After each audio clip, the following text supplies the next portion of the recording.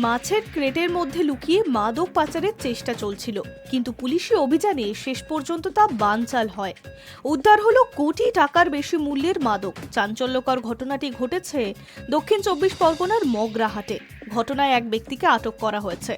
মাদক পাচারের সম্ভাবনা আছে। গোপন সূত্রে সেই খবর আসে ডায়মন্ড হারবার জেলার পুলিশের কাছে মঙ্গলবার গভীর রাতে। তারপরেই অভিযান শুরু করে মগরাহাট থানার পুলিশ।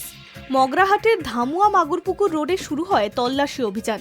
ওই রাস্তায় যাওয়া গাড়িগুলিকে থামিয়ে চলছিল চেকিং। সেই সময় একটি ছোট ম্যাটাডোর গাড়ি এসে দাঁড়ায়।